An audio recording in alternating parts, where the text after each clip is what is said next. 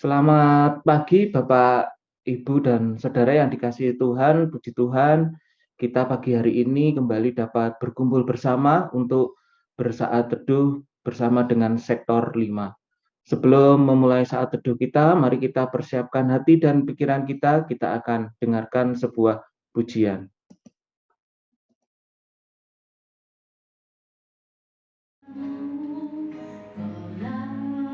Jawaban hidupku, hatiku tenang berada dekatmu.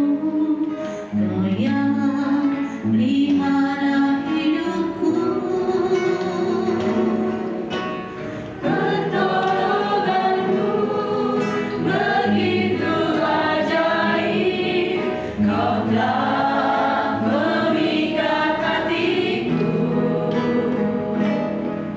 di saat aku tak sanggup lagi. Di situ tanganmu bekerja, pertolonganmu begitu ajaib. Kau yang memikat hatiku, ini mataku tertuju padamu.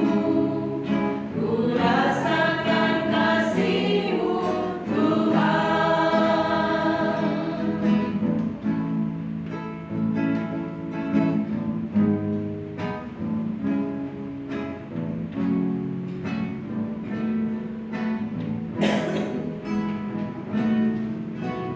Hatiku tenang berada dekatmu.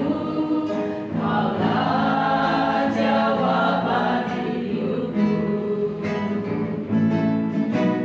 Hatiku tenang berada dekatmu. Kau yang pelihara hidupku, pertolonganmu begitu ajaib. Kau telah memikat hatiku di saat aku tak sanggup lagi. Di situ tanganmu bekerja, pertolonganmu begitu ajaib. Kau telah memikat hatiku, kini mataku tertuju padamu. Ku rasakan kasih-Mu, Tuhan.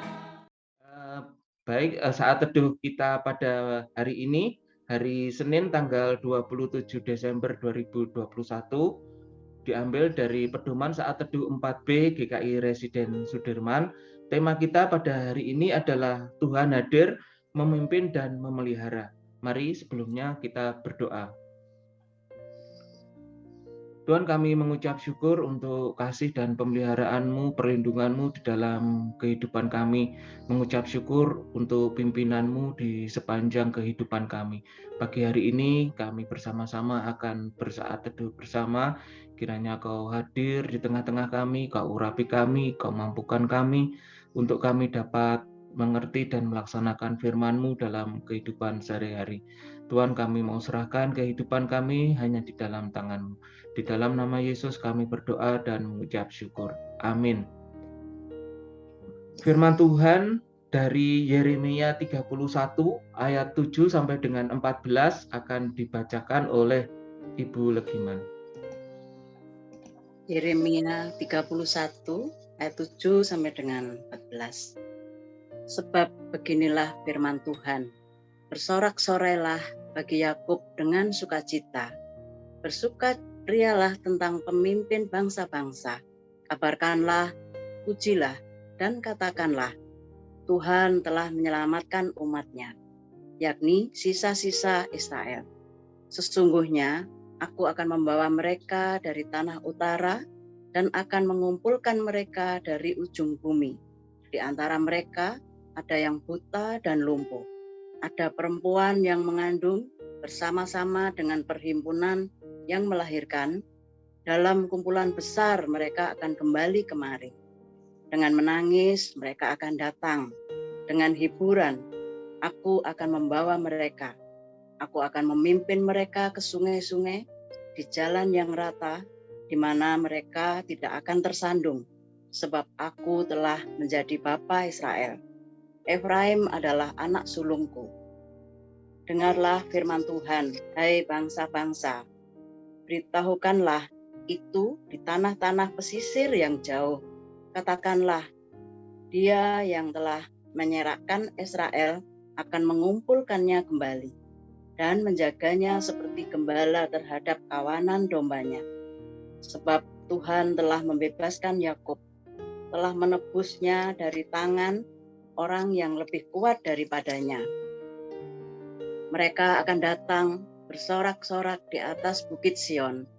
Muka mereka akan berseri-seri karena kebajikan Tuhan, karena gandum, anggur, minyak, karena anak kambing domba dan lembu sapi.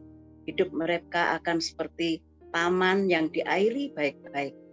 Mereka tidak akan kembali lagi merana.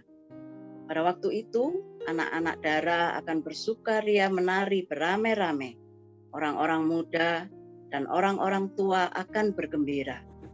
Aku akan mengubah perkabungan mereka menjadi kegirangan, akan menghibur mereka dan menyukakan mereka sesudah kedukaan mereka.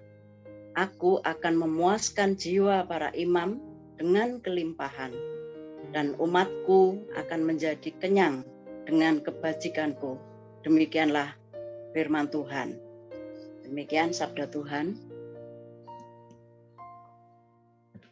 Bapak, Ibu, dan Saudara yang dikasihi Tuhan, dalam banyak peristiwa kehidupan kita menjumpai bahwa ada periode atau momen kehidupan yang hanya indah di awal, namun berlanjutnya tanpa kejelasan nasib atau tiadanya masa depan yang cerah. Jadi kita seperti hanya sejenak berpindah dari hidup atau suasana lama ke hidup atau suasana yang baru, yang sepertinya manis di awal tapi tidak terjamin untuk selanjutnya. Dalam Yeremia 31 ayat 7-14 yang kita baca pada pagi hari ini, kita diajak untuk melihat adanya kepimpinan dan pemeliharaan Tuhan yang berkelanjutan atau bahkan menjamin hidup sekarang sampai masa depan umatnya. Maka marilah Bapak, Ibu, dan Saudara, kita memperhatikannya dengan baik. Pada ayat 7 sampai dengan ayat yang ke-9, Allah digambarkan hadir dalam karya kepimpinan sebagai Bapa yang membawa anak-anaknya ke masa depan yang penuh pengharapan. Allah yang membawa atau memimpin umatnya menuju sebuah peralihan hidup, yaitu ke sebuah kehidupan yang sungguh-sungguh dipulihkan. Tuhan berfirman bahwa umatnya akan mengalami kesukacitaan. Mereka akan bersorak-sorai dengan muka berseri-seri karena adanya keselamatan dari Allah yang hadir sebagai Bapa bagi umatnya. Allah mengumpulkan mereka kembali untuk mengalami kesejahteraan yang Dia janjikan. Pada ayat yang ke-10 sampai dengan yang ke-14, Allah digambarkan hadir dalam karya pemeliharaan sebagai gembala yang akan menjaga kawanan dombanya, serta mencukupkan bahkan memberi kelimpahan. Bapak, Ibu, dan Saudara, firman Tuhan ini diperdengarkan kepada seluruh bangsa, yaitu tentang segala kebajikan Tuhan bagi umatnya. Tuhan yang menyerahkan akan mengumpulkan kembali umatnya dan menjaga mereka seperti gembala terhadap kawanan dombanya. Ini bukan saja sebuah pernyataan tentang kuasa Tuhan, tapi untuk menegaskan bahwa umat yang telah ditebusnya ini, sekalipun lemah, tapi akan dijaga oleh tangan kuasa Tuhan yang telah membebaskan dan menebus mereka. Dan bahwa kepemimpinan dan pemeliharaan Tuhan ini juga dinyatakan kepada setiap orang yang percaya kepadanya, yang juga telah diangkatnya menjadi anak-anaknya. Marilah kita merenungkannya, Bapak, Ibu, dan Saudara. Kita berdiam diri sejenak. Apakah kita merasakan adanya pimpinan Tuhan dalam tiap perjalanan atau peralihan hidup kita yang membawa serta memperlihatkan sukacita? Dan apakah kita mengalami pemeliharaan Tuhan dengan segala kebajikannya yang mencukupkan, bahkan berlimpah di setiap kebutuhan, tantangan, dan pergumulan hidup kita? Dalam segala keberadaan hidup, bahkan di saat pandemi yang masih terjadi di akhir tahun ini, saya akan selalu mengarahkan hidup kepada Tuhan sebagai satu-satunya pemimpin dan pemelihara hidupku melalui membaca firman Tuhan dan mentaatinya. Mari kita berdoa.